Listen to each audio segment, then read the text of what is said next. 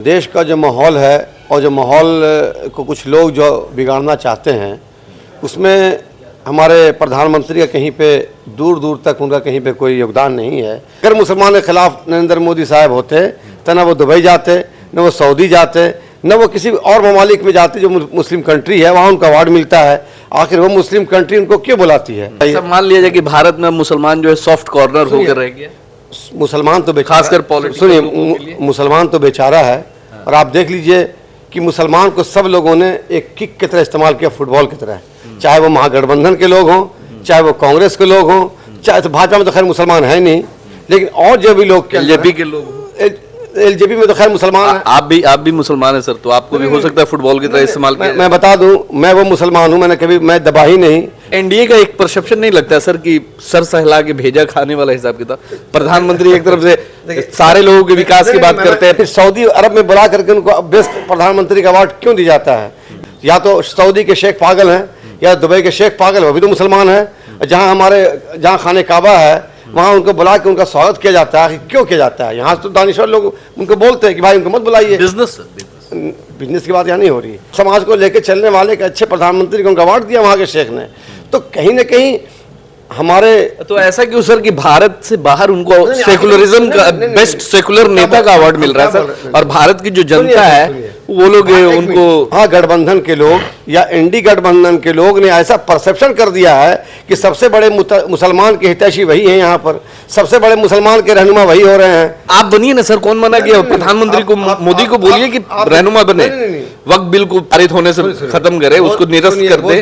वो देश के प्रधानमंत्री हैं। अजमेर मुद्दे पे बोले, संबल मुद्दे पे बोले, खुलकर बोले सर। संबल में माहौल बिगाड़ा गया, उसमें उसकी मैं घोर निंदा करता हूं। और कहीं ना कहीं मैं मुस्लिम हूं, मुझे भी तकलीफ होती है इस टाइप की हरकत से। जिस तरह से मरहूम मोहम्मद शहाबुद्दीन साहब के साथ धोखा दिया गया, उनके परिवार के साथ आज धोखा दिया गया। परिवार वाले तो फिर इंडिया में, एक मिनट, ओसामा उस शेर का बेटा है जिस शेर ने हुकूमत किया है बिहार के अंदर। मरहूम मोहम्मद शहाबुद्दीन साहब का बेटा है। मुगालते में न रहे तेजस्वी यादव जी कि उनको भेज के दूसरे किनारे से और बैक साइड से उनको जलील किया जाएगा, तो यहाँ के मुसलमानों में वो भी गुस्सा है कि आखिर ओसामा को और सब जगह क्यों नहीं भेजा गया? आखिर ओसामा को बेला ही क्यों भेजा? इसलिए बेला भेजा गया कि ओसामा जाए और मुसलमान वहाँ वोट नहीं दे और सारा ठिकरा ओसामा फूटेगा कि ओसामा। शेर की बात की सर, तो ऐसा सुनने में आता है कि शेर अपना छोड़ा हुआ खाना नहीं खाता है। मैं दूसरी बात तो मैं इंडिया का नेता हूँ, मैं उनकी तारीफ कर रहा हूँ। सोचिए आप किसी से जाके बोलिए, आप आरजेडी वाले से तारीफ कर दिखा दे, नरेंद्र मोदी निकाल दिया जाएगा सर, निकाल दिया जाएगा। एलजेपी वाले निकाल देगा। हमको नहीं निकालते हैं, हमको गलत बात तभी निकालेंगे। आज मैं इंडिया में हूँ, मैं खुलेआम कह रहा हूँ कि संभल में जो घटना हुई मैं उसकी निंदा करता हूँ। अजमेर की घटना की मैं निंदा करता हूँ, और मैं अजमेर की घटना में साथ रहूंगा। जो जब जाएगी कमेटी जब बनेगी, मैं उसके साथ रहूंगा। 2025 में अगर इमाम गजाली अगर विधानसभा के चुनाव में जीतते हैं तो खुल करके सदन में अपनी बात सदन में जा करके मैं अपनी कौम की बात रखूंगा। मुसलमानों पर जुल्म होगा मैं उसकी बात रखूंगा। इमाम गजाली पैदा हुआ मरने के लिए, एक शेर है, मौत से किसको रुस्तगारी है? आज हमारे तो कल तुम्हारी बारी, मरना सबको है, हमको जवाब देना अल्लाह को जाकर के। कौम पे जुल्म होगा जब मेरे मस्जिदों पर जब उंगली उठाई जाएगी, जब मेरी इबादत गाहों पर उंगली उठाई जाएगी, तो इमाम गजाली सबसे आगे रहेगा।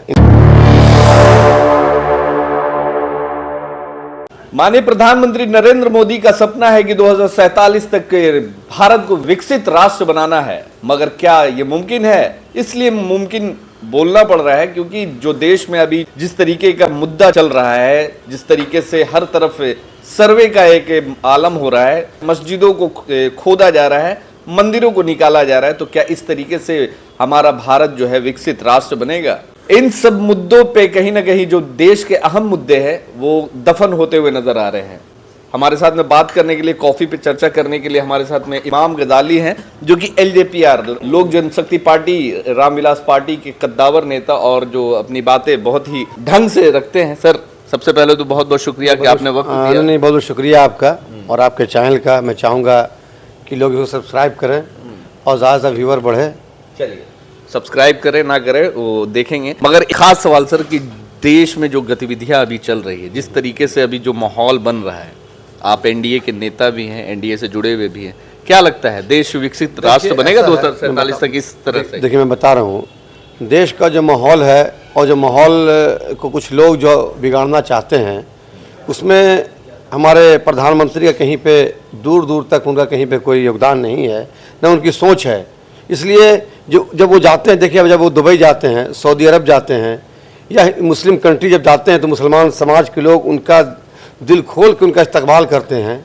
कुछ लोग हर जगह होते हैं, कुछ लोग महागठबंधन में भी लोग हैं जो उनका काम है कि बस हम एक माहौल क्रिएट करें, माहौल ख़राब करें। तो महागठबंधन के कहाँ कोई लोग हैं कि माहौल नहीं, महागठबंधन बहुत हर जगह पे क्या होता है कि महागठबंधन के लोग की ये सोच होती है कि हम कहीं न कहीं उस सोच को आगे हम लेके आए ताकि हमारे प्रधानमंत्री की छवि को ख़राब किया जाए, धूमिल किया जाए और एक टारगेट बनाया जाए कि नहीं मुसलमान के खिलाफ हमारे प्रधानमंत्री हैं। जो ऐसा दूर दूर तक अगर मुसलमान के खिलाफ नरेंद्र मोदी साहब होते तो ना वो दुबई जाते, न वो सऊदी जाते, न वो किसी और ममालिक में जाते जो मुस्लिम कंट्री है, वहाँ उनका अवार्ड मिलता है। आखिर वो मुस्लिम कंट्री उनको क्यों बुलाती है? अगर मुसलमान के वो हितैषी नहीं होते, अगर मुसलमान के बारे में वो गलत अगर सोचते तो फिर उनको क्यों बुलाती है? उनको सारी आप बोल रहे कि हितैषी नहीं होते, तो हितैषी अगर हैं तो उनको आकर के मंच पे बोलना चाहिए, जिस तरीके से अपने भाषण में बोलते हैं सबका साथ सबका विकास और सारे लोगों की बात करते हैं। ये तो ओपन है। अबे सुनिए, अब इंदिरा आवास गांव में मिल रहा है तो क्या उसे मुसलमान को नहीं मिल रहा है? अभी जो नल जल योजना के तहत जो पानी जा रहा है क्या किसी मुसलमान के घर में नहीं जा रहा है? और अभी आपको आयुष्मान कार्ड जो बन रहा है क्या वो सिर्फ मुसलमान का कार्ड नहीं बन रहा है? तो यहाँ पर तो ऐसा थोड़ी है कि मुसलमान का नहीं बनेगा और उनका बनेगा।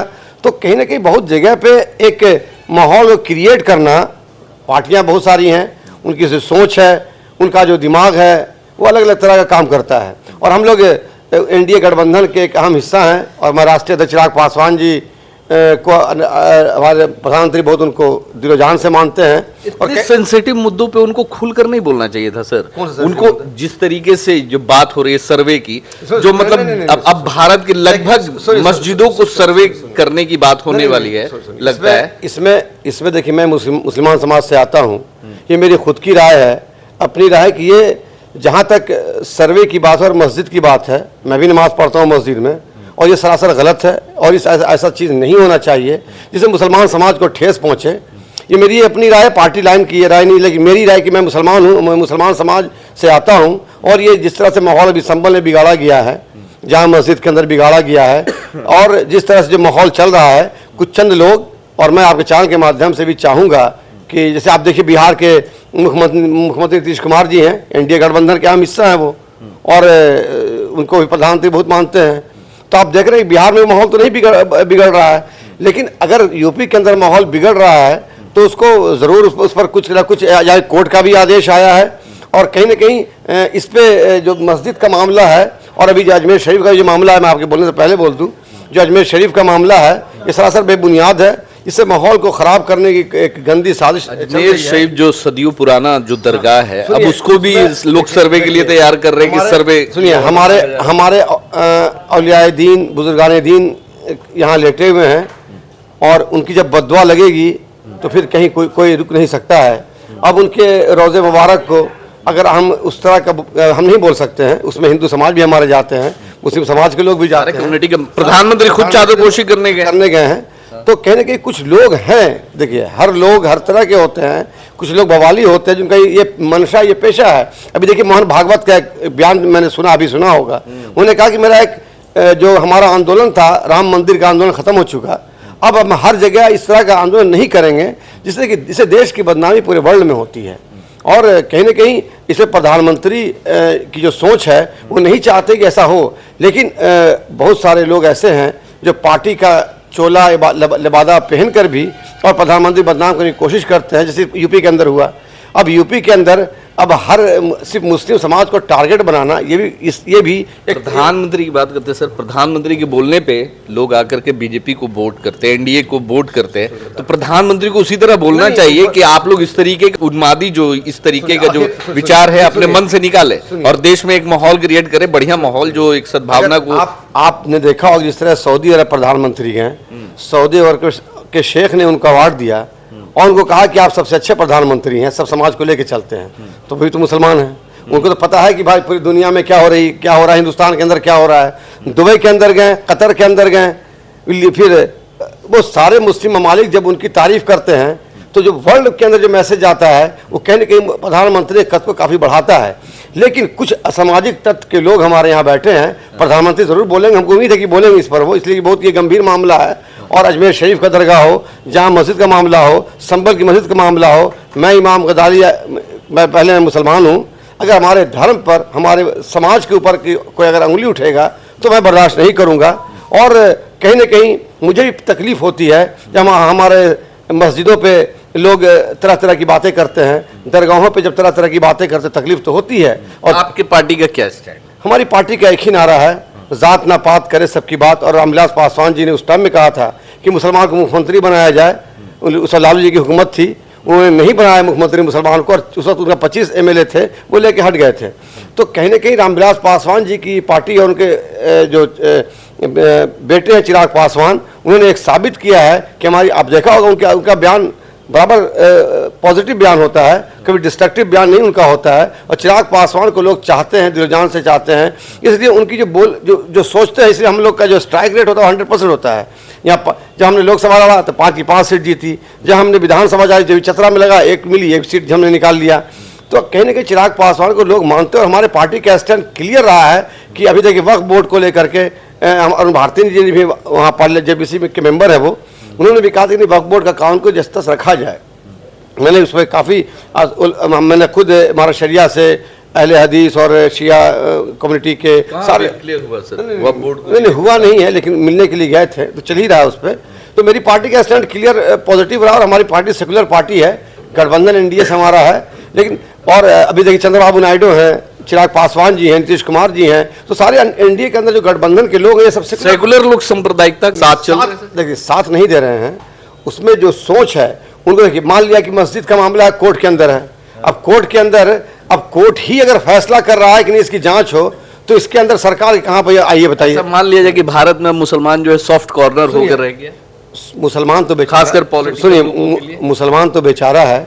और आप देख लीजिए कि मुसलमान को सब लोगों ने एक किक की तरह इस्तेमाल किया, फुटबॉल की तरह, चाहे वो महागठबंधन के लोग हों, चाहे वो कांग्रेस के लोग हों, चाहे तो भाजपा में तो खैर मुसलमान है नहीं, लेकिन और जो भी लोग, LJP के लोग, LJP में तो खैर मुसलमान, आप भी मुसलमान है सर, तो आपको भी हो सकता है फुटबॉल की तरह इस्तेमाल किया। मैं बता दूं, मैं वो मुसलमान हूं, मैंने कभी, मैं दबा ही नहीं, मैंने बेबाकी से अपनी बात रखी। मैं आपके चैनल में भी बात रख रहा हूं, मैं NDA में हूं, कि मैं बोल रहा हूं मैं मुसलमान हूं।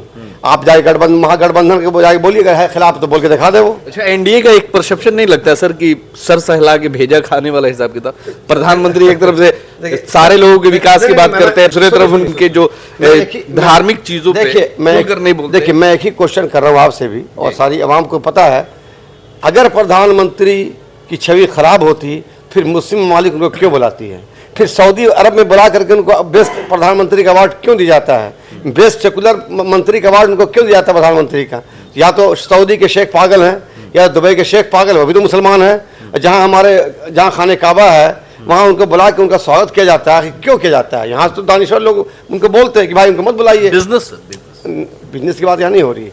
अगर शेख बुलाकर उनको, बिजनेस की बात तो यहाँ पर, यहाँ उनको अवार्ड मिल रहा है बेस्ट प्रधानमंत्री का, बेस्ट सेकुलरिज्म कंट्री का अवार्ड दे रहे हैं वहाँ के शेख, आप देखा होगा उनका अवार्ड मिला कि बेस्ट प्रधानमंत्री, और आप सब समाज को लेकर चलने वाले एक अच्छे प्रधानमंत्री को उनका अवार्ड दिया वहाँ के शेख ने। तो कहीं ना कहीं हमारे, तो ऐसा क्यों सर कि भारत से बाहर उनको सेकुलरिज्म का बेस्ट सेकुलर नेता का अवार्ड मिल रहा है सर, और भारत की जो जनता है वो लोग उनको तो नहीं, भारत की जनता नहीं, यहाँ महागठबंधन के लोग या NDA गठबंधन के लोग ने ऐसा परसेप्शन कर दिया है कि सबसे बड़े मुसलमान के हितैषी वही हैं, यहाँ पर सबसे बड़े मुसलमान के रहनुमा वही हो रहे हैं। और आप देखिए ना, मरहूम मोहम्मद शहाबुद्दीन साहब का इंतकाल हो गया, इंतकाल क्या, उनको मारा गया, उनको जार देकर उनकी हत्या की गई। आज आप बनिए ना सर, कौन मना किया, प्रधानमंत्री को, मोदी को बोलिए कि रहनुमा बने, वक्त बिल को पारित होने से खत्म करे, उसको निरस्त कर दे। वो देश के प्रधानमंत्री हैं, अजमेर मुद्दे पे बोले, संबल मुद्दे पे बोले, खुलकर बोले सर। आप कहीं ना कहीं देखिए, ये संबल का जो मुद्दा वो कोर्ट में है, कोर्ट ने आदेश दिया, जो संबल में माहौल बिगाड़ा गया उसमें उसकी मैं घोर निंदा करता हूं। और कहीं ना कहीं मैं मुस्लिम हूं, मुझे भी तकलीफ होती है इस टाइप की हरकत से, और तकलीफ के साथ साथ देखिए तकलीफ होगी तो हम कानून का सहारा लेंगे। 5 लोग मरे सर संभल में, मगर मुआवजा कुछ नहीं मिला। जो 5 लोग मरे, अल्लाह उनको जन्नतुल फिरदौस में आला से आला के नेताओं ने, सपा के लोगों ने 5-5 लाख रुपए मुआवजा देने का ये ऐलान कर दिया। देखिए आला से आला मुकाम दे। मैं मरहूम मोहम्मद शहाबुद्दीन साहब की बात कर रहा हूँ आपसे, जिस तरह से मरहूम मोहम्मद शहाबुद्दीन साहब के साथ धोखा दिया गया, उनके परिवार के साथ आज धोखा दिया गया। परिवार वाले तो फिर आगे इंडिया में एक मिनट, इंडिया में आए जरूर हैं, लेकिन अभी जिस तरह से बेला के अंदर जो ओसामा साहब को लाया गया, पहले से पता था कि मुसलमान का वोट एनडीए के अंदर जा रहा था। फिर बेला के जो लगभग 30,000 मुसलमानों ने वोट दिया बेला में एनडीए को, तो या तो फिर वो पागल होंगे। आखिर नीतीश कुमार को वोट क्यों दिया बेला में, ये बताइए आप। आखिर आप बिहार की बात कर रहा हूं मैं, आखिर क्यों वोट दिया उनको? कुछ ना कुछ तो वजह होगी वोट देने के पीछे। तो रहा सवाल, तो पता था तेजस्वी यादव जी को कि नीतीश कुमार वहां जाएंगे, ओसामा वहां जाएंगे तो मुसलमान का वोट तो पहले बढ़ रहा है। तो उनकी पॉलिटिकल कद को छोटा करने के लिए उनको भेजा गया आपको बेला। लेकिन ओसामा उस शेर का बेटा है जिस शेर ने हुकूमत किया है बिहार के अंदर। मरहूम मोहम्मद शहाबुद्दीन साहब का बेटा है। मुगालते में न रहे तेजस्वी यादव जी कि उनको भेज के दूसरे किनारे से और बैक साइड से उनको जलील किया जाएगा। तो यहाँ के मुसलमानों में वो भी गुस्सा है कि आखिर ओसामा को और सब जगह क्यों नहीं भेजा गया, आखिर ओसामा को बेला ही क्यों भेजा? इसलिए बेला भेजा गया कि ओसामा जाए और मुसलमान वहां वोट नहीं दे और सारा ठीक रहा, ओसामा फूटेगा कि ओसामा शेर की बात की सर, तो ऐसा सुनने में आता है कि शेर अपना छोड़ा हुआ खाना नहीं खाता है। मैं दूसरी बात कह रहा हूं, शहाबुद्दीन साहब मरहूम जब यहाँ से गुजर गए, उन्हीं का वो बेटा, खाना की बात नहीं हो रही है। उन्होंने देखा कि मिसाल दिया, सुनिए, उन्होंने ये देखा कि एक मुस्लिम समाज के एक प्रेशर के तहत चलो ठीक है उन्होंने ज्वाइन किया आरजेडी, लेकिन मैं उनके साथ हूँ, साथ था, इसलिए हमारे पारिवारिक संबंध थे हैं और हमेशा रहेंगे। इसलिए मैं बेबाकी से मैं इंडिया का नेता हूँ, मैं उनकी तारीफ कर रहा हूँ। सोचिए आप किसी से जाके बोलिए, आप आरजेडी वाले से तारीफ कर दिखा दें नरेंद्र मोदी दिया जाएगा सर, निकाल दिया जाएगा, बीजेपी वाले निकाल देंगे। हमको नहीं निकालते हैं, हमको गलत बात तभी निकालेंगे। क्यों मुसलमान नहीं ना, आपकी तरह मुसलमान भी नहीं, आपकी तरह जो वोटर बटोरने वाला मुसलमान उनके पास नहीं है। मैं क्या बता दूं, वोटर होता है इखलाक से, वोटर आता है उसकी मोहब्बत से, वोटर आता है उनके काम से। वोटर ऐसे हिंदू मुसलमान से वोटर थोड़ी मिलता है, वो तो एक माहौल क्रिएट करने के लिए बनाया जाता है वोटर। तो मैं आपको लास्ट में आपको चैनल के माध्यम से बोलना चाहूंगा कि ये क्वेश्चन महागठबंधन के लोगों से भी पूछिए, करते हैं सर? नहीं उनसे पूछिए, नहीं उनसे पूछिए क्या उनकी औकात है तेजस्वी के खिलाफ बोलना। क्या वो बोल सकते हैं कि मरहूम मोहम्मद शहाबुद्दीन के साथ धोखा दिया? क्या वो बोल सकते हैं कि मुसलमानों के साथ आप टिकट क्यों नहीं बांटते हैं उस हिसाब से, हम 18% हमको हिस्सेदारी क्यों नहीं मिलती है? उनसे पूछिए। अगर कोई भी अगर वहां का जो एमएलए है जीता हुआ या हारा हुआ या पूर्व मंत्री अगर बोल देगा तो कल उसको निकाल दिया जाएगा। तो वहां लोग चाटुकार बैठे हैं, वो मुसलमान, तो इसी टाइप से तो मुसलमान वहां बैठे हैं, तो आवाज कौन उठाएगा? आप सदन में बैठ करके आवाज नहीं उठा सकते अपने कौम के लिए, तो कैसे उठाइएगा? आज मैं इंडिया में हूं, मैं खुलेआम कह रहा हूं कि संभल में जो घटना हुई मैं उसकी निंदा करता हूं। अजमेर की घटना की मैं निंदा करता हूं और मैं अजमेर की घटना में साथ रहूंगा। जो जब जाएगी कमेटी जब बनेगी मैं साथ रहूंगा। 2025 में अगर इमाम गजाली अगर विधानसभा के चुनाव में जीतते हैं तो खुल करके सदन में अपनी बात खुल के सदन में जा करके मैं अपनी कौम की बात रखूंगा। मुसलमानों पर जुल्म होगा मैं उसकी बात रखूंगा, मुसलमानों के खिलाफ कहीं पर साजिश है मैं उसके खिलाफ रखूंगा और सरकार में रह के रखूंगा। इसलिए कि सरकार कहने की सुनती है। आप अगर चाटुकार बनिएगा तो कोई नहीं सुनेगा आपका। इमाम गजाली पैदा हुआ मरने के लिए, एक शेर है, मौत से किसको रुस्तगारी है, आज हमारे तो कल तुम्हारी बारी, मरना सबको है, हमको जवाब देना अल्लाह को जाकर के। मैं पहले मुसलमान हूं, उसके बाद मैं, इसलिए मेरे कौम पे जुल्म होगा, जब मेरे मस्जिदों पर जब उंगली उठाई जाएगी, जब मेरी इबादत गाहों पर उंगली उठाई जाएगी, तो इमाम गजाली सबसे आगे रहेगा इंशाअल्लाह। इमाम गजाली सबसे आगे रहेगा। अब आने वाले वक्त में देखा जाएगा इमाम गजाली जैसे और भी बड़े बड़े नेता जो अभी पार्टियों में है, खासकर माइनॉरिटी समाज से, आने वाले वक्त में अपने लिए अपने समाज के लिए क्या कुछ करते हैं, देखना होगा। धन्यवाद।